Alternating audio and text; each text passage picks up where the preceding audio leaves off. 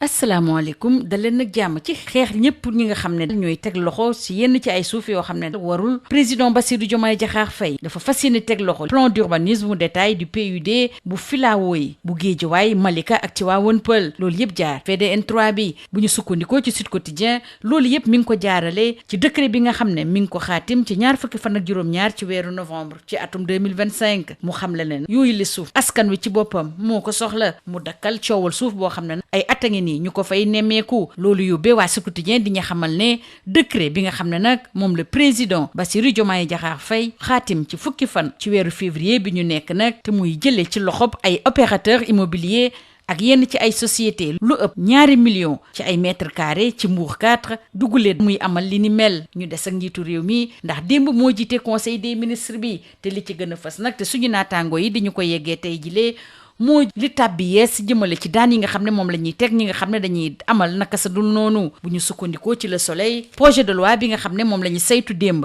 ci conseil des ministres te mu aju ci loi bu ñaar fukki fan ak benn ci weeru juillet bu atum 1965 jëm ci wàllu code pénal day ñëw tere lépp loo xam ne dafa jëm ci wàllu borom ñaari tur yi naka sa dul noonu ay doomi aadama di ko sekk ak ay néew wala ñi nga xam ne ay mala lañu képp ko xam ne dañ la ci jàpp ay daan yu taratar lañ la nar a teg mu toll ci diggante juróomi at jàpp fukki atu kaso koppar bi nga xam ne it moom la ñuy teg sa ndodd xayma nañu ko ci diggante 2 millions jàpp fukki millions ci kopparu CFA leneen loo xam ne it Le Soleil xamle na ko muy képp ku jël ay tuuma yi ni mel teg ko ci ndodd ab doomi aadama te amoo ci benn firnde na la wóor ne mën nañ la tëj kaso 3 weer jàpp ñaari atu kaso ginnaaw gi ñu xamle lii démb ci conseil des ministres waa l'Observateur ñi ngi xamle ne nag bu yeboo rek ñi nga xam ne mooy borom ñaari tur yi muy góor wala jigéen defaraat seen toogaay bu baax a baax bu dul loolu rek yar bi dal seen kaw waa L'As ak waa l'Observateur jàpp ne nguur gi dafa bëgg a gën a dëgëral daan yi nga xam ne moom la ñuy teg ñiy def naka sa dul noonu ci suñu réew moo tax waa Vox Populi samp ci ab laaj ndax nguur gi fi mu toll nii dafa fas yéene sàmmonteeg digge yi nga xam ne moom la defoon jëmale ci criminalisation ñaawteef yi nga xam ne ay góor wala ay jigéen dañu koy sekk ak lu mën a am waa CUDIS bi doon addu ci borom ñaari tur yi ak wàll ci tayeef jàngoro bii di VIH sida nag ne criminalisation rek moo fi sës ci jamono jooju waa Source A di ñu xamal ne jëmale ci mbiru borom ñaari tur yi brigade de recherche bu Kër Massar tegaan na loxo ñeneen ñaar moo tax it fi mu toll nii ñi nekk ci biir kaso bi jëmale ci wàllu yooyu le toll nañu ci 19 démb ba tey ci conseil des ministres bi jàppale na nag njiitu réew mi dafa tekki ndombo tànk Bassirou Kébé moom mi nekkoon directeur général bu SNHLM te suñu naataango yu bëri di ñu ko yeggee tey jii ci suba ne lii mooy mbetteel bi nga xam ne moom la njiitu réew mi def démb ci conseil des ministres bu ñu sukkandikoo ci waa Source A di samp ab laaj lan la ñuy xarabee Bassirou Kébé mu ne mbaadu kàddu yi nga xam ne moom la yëkkati woon ci firnde yi ñu nemmeeku ci suñu université yi dafa xamle woon ne yile firnde ñu nemmeeku ci UCAD warul benn yoon te daal day ñëw wane ne ñàkk daan yu tar ci suñu réew Point Actu di xamle ne yar wi dal na ci kaw Bassirou Kébé moom mi nga xam ne nag jege ñaale premier ministre Ousmane Sonko la ni xibaar bi la jibee ba tey ci réseaux sociaux yi ñu ngi xarab bu baax a baax décision bi nga xam ne moom la njiitu réew mi jël waa Point Actu sax di ci samp ab laaj ndax nag lii nga xam ne moo dal Bassirou Kébé nekkul di yoot Waly Diouf Bodian ak Fadilou Keita suñu naataango yi di fàttali it kàddu yi nga xam ne moom la Bassirou Kébé yëkkati woon jëmale ci fitna yi nemmeeku ci biir université yi ci la ñuy des jàpp leen ne fi mu toll nii nag bu ñu sukkandikoo ci wàllu enquête mun nañu ne ñu ngi ci tànk jàmm dellu si fa li ko waral mooy jëwriñu étudiants yi nga xam ne ñoom la ñuy jàppoon féexal nañu leen démb ñu bàyyi leen ñu ñibbi seeni kër waaye nag saa yu leen yoon soxlaa dañuy dem wuyu ji waa Vox Populi di ñu limal seeni tur muy Waly Faye Bàcc Fall ak it Demba Ka ñu ñuy xamal ne nag doyen des juges toppul sàquteefu procureur ndax moom nag dafa bëggoon ñu nëbb leen jant bi ab diir xibaar boobu it mën ngeen ko jàng si biir Sud Quotidien bu dee ab dal nag mën nañ ko yaakaar ci université Cheikh Anta Diop bu Ndakaaru loolu ute nag lool li xew ci RTS ki koy xamle di yor bi mbir yi mi ngi gën a tar ci diggante directeur général bi di Pape Alé Niang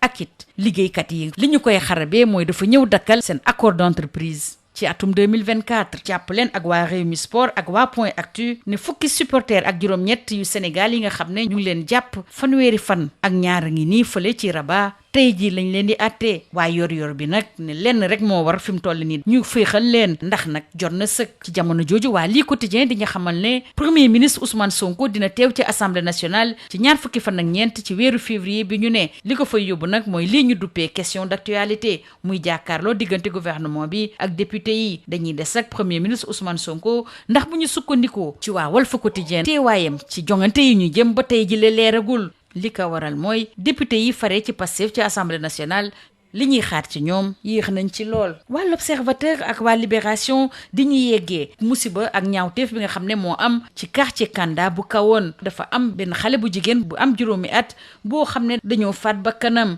mbiri nag mi ngi amee ci xaaju guddi ginnaaw gi mu nekkee woon ci wetu yaayam bu jigéen di nelaw ñu jële ko fa yóbbu ko ci ab bâtiment boo xam ne kenn dëkkeewu fa tëddee ko ba noppi faat ba kanam. L'Observateur ak waa Libération di ko ñaawlu fu ñaawlu yem ñuy xamle ne nag kiñ ci tudd nag ku ko jege la muy Lamine Sall nangu ne moom moo ko amal muy xamal suñu naataangoo yi ne nag du tayeef ndax daal dafa jëfandikoo woon wàllu sinébar mujj nañ ko teg loxo ci gaaru Nioro ci jamono joo xam ne nag dafa bëggoon rëcc. jàpp leen ak waa Sud Quotidien ne nag tàmbali nañu weeru koor bi ci Sénégal waaye bu dee am na ñoo xam ne tey jii lañ ko nar a tàmbali ña ca des ñoom door nañu ko démb ba noppi waa Sud Quotidien ne lii nag dugguleet ci suñu réew ci jamono jooju it suñu mbokk chrétien yi ñoom it tàmbali seen carême démb. waa Sud Quotidien di ñu yéegee bataaxal yi nga xam ne mi ngi bawoo ci évêque yi ak ci pape bi ñu jàll nag ci match xaritoo yi nga xam ne moom la Sénégal war a amal ci weeru mars bi ñu jëm ak Sud Quotidien ak Le Soleil gaynde yi danañu jàkkaarloo ci ñaar fukki fan ak juróom-ñett ci weeru mars ak waa Pérou fële ci Stade de France ci fanweeri fan ak benn nag danañu jàkkaarloo fële ci Ndakaaru ak suñuy mbokk Gambie yi le mu nar a doon ab jongante ci biiri mbokk. ñu jàll ci mbirub koo xam ne nekkoon na fi gaynde di Habib Beye moom la waa Olympique de Marseille tànn ngir mu nekk seen entraîneur ginnaaw gi nga xam ne waa Stade Rennais dañoo tekki ndomba tànkam lii moo gënoon a fës ci ëttu yéenekaay yi ñu xëyandool ñu yendoog jàmm. Bonjour. Dans sa croisade contre les accaparements fonciers, le président Bassirou Diomaye Diakhar Faye a porté le fer au cœur du système qui s'est emparé du plan d'urbanisme de détail de la bande nord des Filao de Guédiawaye à Malika et Tivaouane Peulh. Selon Sud Quotidien, le long tracé de la voie de dégagement nord. Selon Sud Quotidien, par le décret numéro 2025-1923, signé le 27 novembre 2025, le chef de l'État a déclaré la zone d'utilité publique, mettant fin ainsi à des années de controverses et ouvrant la voie à une reprise en main par l'État. Et toujours selon le confrère, le décret présidentiel du 10 février dernier officialisant le retrait de plus de 2 500 000 mètres carrés de terre dans la zone de Mbourkat à plusieurs promoteurs et opérateurs immobiliers bénéficiaires d'attributions dans cette zone stratégique n'est pas le premier acte posé par l'actuel chef de l'État dans le cadre de la vaste opération de désamorçage de la bombe foncière. Le chef de l'État, Bassirou Diomaye Diakhar Faye, a présidé hier le Conseil des ministres, conseil qui a adopté le projet de loi modifiant la loi numéro 65-60 du 21 juillet 1965 portant code pénal, texte qui définit les actes contre nature, durcit les peines et intègre l'apologie et le financement de ces types d'actes dont les sanctions, notamment l'homosexualité, la bisexualité, la transsexualité, la nécrophilie et la zoophilie, d'après Le Soleil. Ce texte annonce également des peines entre 5 et 10 ans, mais également des amendes de plus de 2 millions à 10 millions de francs CFA. Toujours d'après le confrère, les accusations sans preuve seront punies d'une peine de 3 mois à 2 ans et d'une amende de 200 000 à 500 000 francs CFA. L'État veut corser les peines à travers la répression des actes de contre-nature. Intime conviction du quotidien. Et selon l'Observateur, avec ce projet de loi modifiant le code pénal,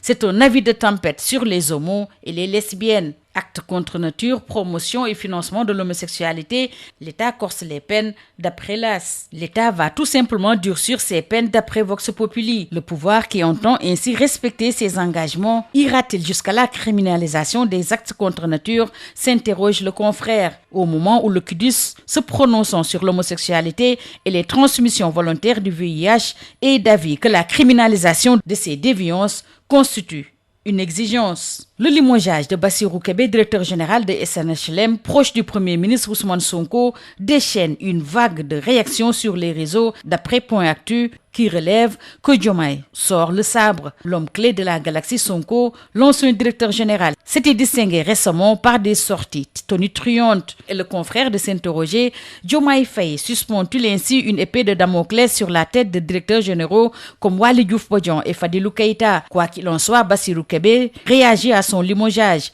à travers sa page Facebook. Selon lui, c'est un non-événement car le combat continue. Et après ce limogeage de Bassirou Kébé, les pro-Sonko s'agite, selon Vox Populi. C'est tout simplement la surprise du chef d'après Source A. D'après Vox Populi, l'ancien directeur général de la SNHLM fait les frais de ses sorties musclées contre l'état du régime, notamment sur la crise universitaire. Justement, poursuite judiciaire après les violences du 9 février à l'université Cheikh Anta Diop de Dakar, amorce de détente. Les 3 dirigeants d'Amicale sont libres. Il s'agit de Waly Faye, de Bathie Fall et de Demba Ka en liberté provisoire avec contrôle judiciaire. Le doyen des juges refuse de suivre le parquet qui réclamait le mandat de dépôt. Cette libération des étudiants est une mesure de décrispation. Retenez avec l'I Quotidien que le Premier ministre Ousmane Sonko sera à l'Assemblée nationale le 24 février dans le cadre des questions d'actualité. Alors que pour Walf Quotidien, relativement à la candidature du leader de Pastef aux élections, Ousmane Sonko n'est pas encore sécurisé, car les députés de la majorité traînent encore les pieds. Une barbarie à visage familial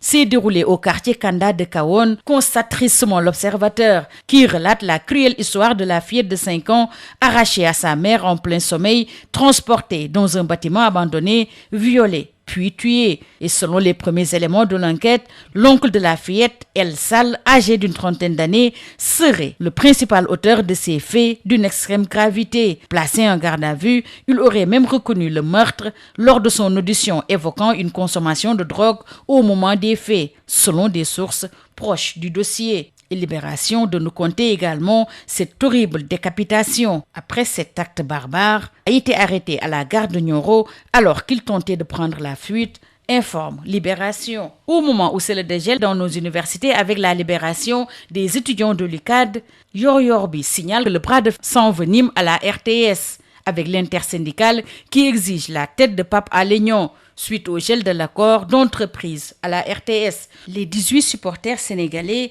retenus à Rabat depuis la finale entre le Maroc et le Sénégal seront jugés aujourd'hui, d'après Rewmi Sport et Point Actu. Pris en otage depuis 32 jours au Maroc, la libération immédiate des supporters sénégalais s'impose, intime conviction de Yor Yorbi, selon qui le scandale international met en lumière la nécessité d'une action diplomatique urgente et coordonnée. Matchs amicaux internationaux, le Sénégal va affronter le Pérou et la Gambie en mars. Information à lire dans les colonnes du Soleil et de Sud Quotidien. Le Sénégal va affronter le Pérou le 28 mars au Stade de France et les Lions vont enchaîner 2 jours plus tard pour un derby de la sous-région qui va l'opposer le 31 mars à Dakar à leurs voisins de la Gambie. Et retenez qu'Habib Beye a été nommé entraîneur de l'Olympique de Marseille. Habib Beye qui était libre depuis son limogeage par le Stade Rennais. C'est tout. À vos journaux et très bonne lecture.